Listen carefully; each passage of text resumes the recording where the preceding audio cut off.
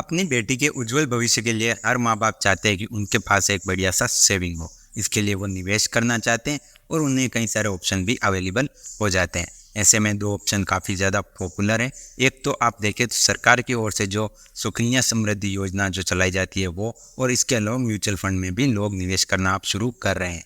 तो इसमें हम देखेंगे कि इन दोनों में से कौन सा आपके लिए बेस्ट रहता है और किस में आपको निवेश करना फ़ायदेमंद रहता है। तो इसके लिए हम इन दोनों योजनाओं के बारे में, इसकी जो जानकारी है वो पहले जानेंगे। उसके बाद में हम कंपैरिजन करेंगे कि कौन सी योजना आपके लिए बेस्ट रहने वाली है। तो चलिए वीडियो को शुरू करते हैं। सबसे पहले अगर हम बात करें तो जो सुकन्या समृद्धि योजना है ये भारत सरकार की ओर से चलाई जाती है। ये काफ़ी बेस्ट स्कीम है और इसमें आपको जो रिटर्न मिलता है वो आपका गारंटेड होता है।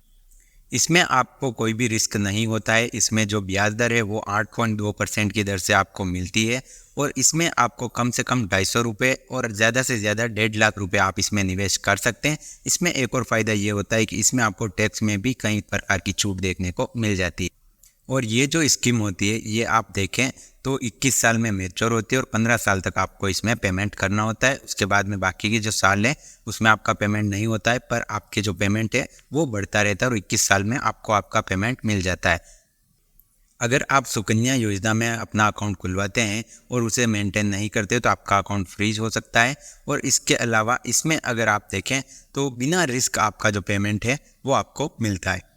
तो अगर आप एक ऐसे पेरेंट्स हैं जो चाहते हैं कि कोई रिस्क ना लें और उसके साथ में आपका जो पेमेंट है वो भी बढ़े, तो सुकन्या समृद्धि योजना आपके लिए सबसे बेस्ट रहेगा। अब हम बात करते हैं नेक्स्ट की, जो है म्यूचुअल फंड एसआईपी वाला ऑप्शन, जो कि शेयर मार्केट की तरह चलता है। तो इसमें आप देखें तो इसमें आप कभी भी अकाउंट अपना ओपन करवा सकते हैं। आप अपने मोबाइल से भी इसे ऑपरेट कर सकते हैं, क्योंकि अब आपको सभी प्रकार के जो ब्रोकिंग ऐप है, जो ब्रोकरेज वाले जो ऐप है, एंजल वन हो गया, ग्रो हो गया, उनमें आप आसानी से कोई भी एसआईपी कर सकते हैं। इसमें आपको टाइम की लिमिट नहीं होती, आप जितने टाइम के लिए चाहें होल्ड कर सकते हैं।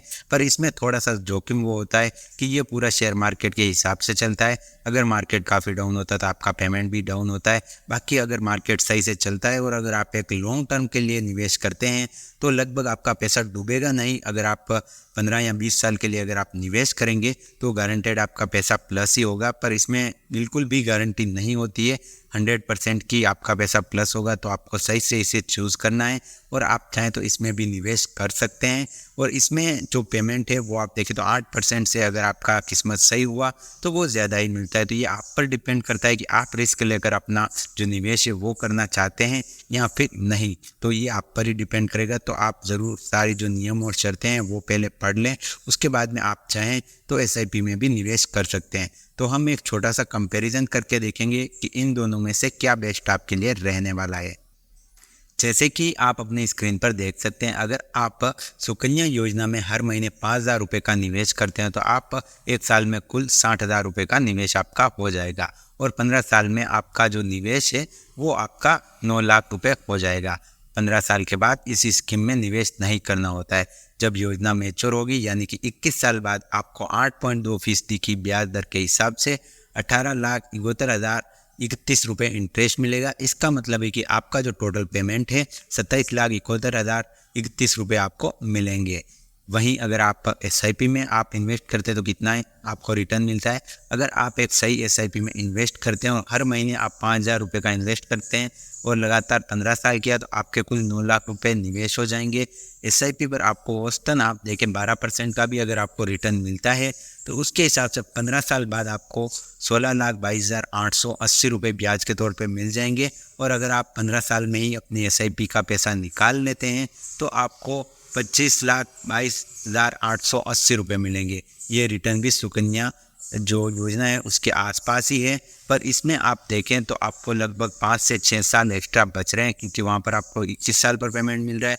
और अगर आप इसे भी 21 साल के लिए होल्ड रखते हैं तो आपका पेमेंट काफ़ी ज़्यादा और भी बढ़ जाता है।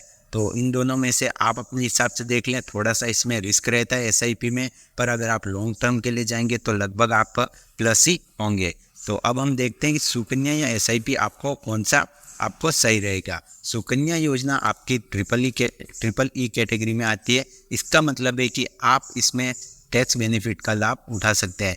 इसमें आपको किसी तरह का टैक्स नहीं देना होगा वहीं एसआईपी में टैक्स बेनिफिट का लाभ नहीं उठा सकते हैं। गवर्नमेंट का जो टैक्स होता है वो आपको पेमेंट करना होगा। सुकन्या योजना में बिना जोखिम के आपको गारंटीड रिटर्न मिलता है, जबकि एसआईपी आपकी मार्केट से लिंक है, जिस वजह से आप ये कैलकुलेट नहीं कर पाते कि आपको कितना रिटर्न मिलेगा।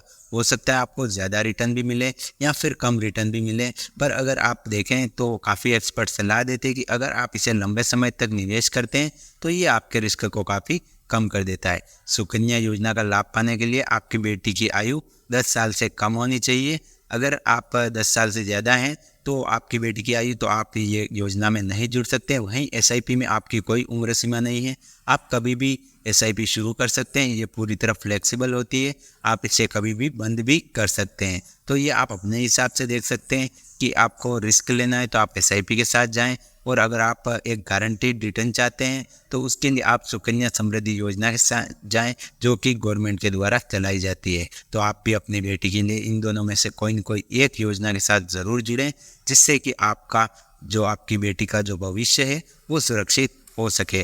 तो मिलते हैं नेक्स्ट वीडियो में ऐसी नई जानकारी के साथ में। आपको और भी कोई इससे जुड़ी हुई जानकारी चाहिए तो कमेंट करें, मैं आपको रिप्लाई करने की पूरी कोशिश करूँगा।